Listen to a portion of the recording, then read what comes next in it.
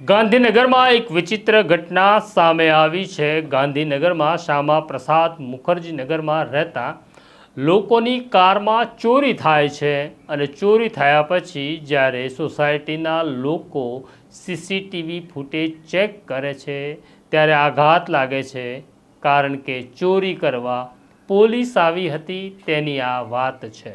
વૈષ્ણવજન તો તેને કહીએ જે પીડ પરાઈ જાનાને રે। નમસ્કાર, નવજીવન ન્યૂઝમાં તમારું સ્વાગત છે અને હું છું તમારો પ્રશાંત દયાળ। વાત કરવી છે ગાંધીના નામે સ્થપાયેલા ગાંધીનગરની, એટલે કે ગુજરાતના પાટનગરની। ગુજરાતના પાટનગર ગાંધીનગરમાં બધું જ વિચિત્ર બને છે અને આવી જ એક ઘટના ગાંધીનગરના શ્યામા પ્રસાદ મુખર્જી નગરમાં બની છે। ઘટના અત્યંત વિચિત્ર છે, કદાચ તમે તેની ઉપર ભરોસો પણ ન કરી શકો એવી આ વાત છે। વાત એવી છે કે શ્યામા પ્રસાદ મુખર્જી નગરમાં રહેતા રણછોડભાઈ ઝરમરિયા આ કોલોનીમાં રહે છે। તેમને ત્યાં કોઈ પ્રસંગ હતો એટલે તેઓ દિવસે પોતાની કાર લઈ પ્રસંગમાં જાય છે। સાંજના 6:30 વાગેના સુમારે તેઓ પાછા ફરે છે। સોસાયટીના બેઝમેન્ટની અંદર તે પોતાની કાર મૂકે છે। જ્યારે તે પોતાની કાર મૂકે છે અને પોતાના ઘરે જાય છે, ત્યાંથી ફરી કોઈ કામ અર્થે તેમને 8:30 વાગે બહાર જવાનું થયું। તે જ્યારે બેઝમેન્ટમાં પોતાની કાર લેવા આવે છે ત્યારે જુએ છે કે કારના જે વ્હીલ છે એની પ્લેટો ગાયબ થઈ ગઈ। તેમને આશ્ચર્ય થયું કે બહાર સિક્યુરિટી ગાર્ડ ઊભો છે, બેઝમેન્ટમાં કાર છે, કંઈ જ ચોરાયું નહીં, પણ વ્હીલની પ્લેટ ચોરાઈ ગઈ।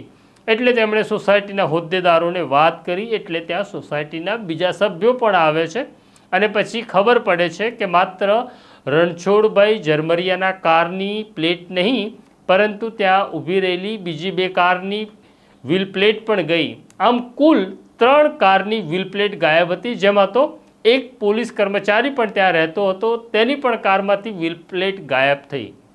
સોસાયટી માટે સૌથી અગત્યનો મુદ્દો એ હતો કે ચોરી ક્યારે, કેવી રીતના, કોણે કરી એ જાણવું જરૂરી હતું। એટલે સોસાયટીના સભ્યો ઓફિસમાં લાગેલા સીસીટીવી સિસ્ટમમાં જઈને જુએ છે અને સીસીટીવી ચેક કરે છે ત્યારે બધાને આઘાત લાગે છે, પગ નીચેથી ધરતી ખસી જાય છે। ઘટના એવી હતી કે સોસાયટીના બેઝમેન્ટમાં એક પોલીસની પીસીઆર વાન આવતી દેખાય છે। પીસીઆર વાન આવે છે, પીસીઆર વાન અટકે છે અને તેમાંથી એક ખાનગી કપડામાં રહેલો વ્યક્તિ બહાર આવે છે, જે કારની વ્હીલ પ્લેટો કાઢી પીસીઆર વાનમાં મૂકે છે અને ત્યાંથી પીસીઆર વાન રવાના થઈ જાય છે। આમ ચોરી કરવા પોલીસ આવી હોય એવો આ ગુજરાતનો પહેલો કિસ્સો છે, જે સીસીટીવી કેમેરામાં કેદ થયો। તમે થોડાક ફૂટેજ પણ જોઈ લો।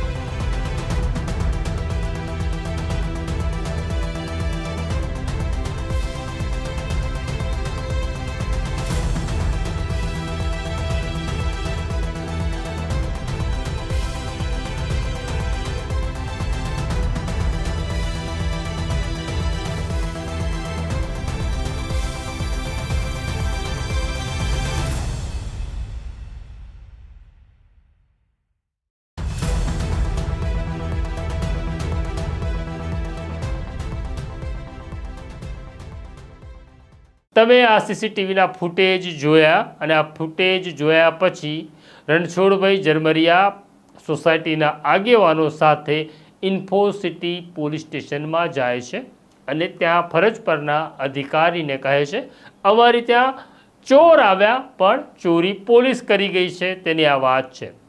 સૌથી પહેલાં તો પોલીસ અધિકારી આ વાત માનવા તૈયાર નહોતા એટલે રણછોડભાઈ પોતાની સાથે લાવેલા સીસીટીવી ફૂટેજ તેમને બતાડે છે.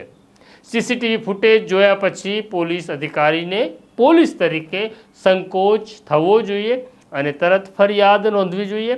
પણ અહીંયા પોલીસ જુદું કરે છે કારણ કે આ ગાંધીનગરની પોલીસ છે. આ પોલીસ સીસીટીવી ફૂટેજ હતા એને એમાં નંબર પ્લેટ દેખાતી નથી પહેલાં તેવું કારણ આપે છે અને કહે છે તમારી ત્યાં જે સીસીટીવી ફૂટેજ લાગ્યા છે એ ફોટોગ્રાફ્સ એટલે કે વિઝ્યુઅલને લાર્જ કરીએ તો નંબર વંચાતો નથી. તો તમે એક કામ કરો, ચોરી કરવા માટે કઈ પીસીઆર વાન આવી હતી તેનો નંબર લઈ આવો, પછી અમે ફરિયાદ નોંધીશું. આમ હવે ફરિયાદીએ કઈ પીસીઆર વાન ત્યાં આવી હતી જેણે ચોરી કરી એનો નંબર શોધવાનો છે. પોલીસે માત્ર અરજી લઈ લીધી. ગુજરાતની અંદર આ પ્રેક્ટિસ બહુ સારી છે. પોલીસ અરજી રમે છે, FIR નોંધતી નથી. ગુજરાતના પાટનગરમાં પણ આવું થાય છે કે પોલીસ નાગરિકોની ફરિયાદ લેતી નથી જ્યારે ચોરી કરવા પોલીસ આવી હોય.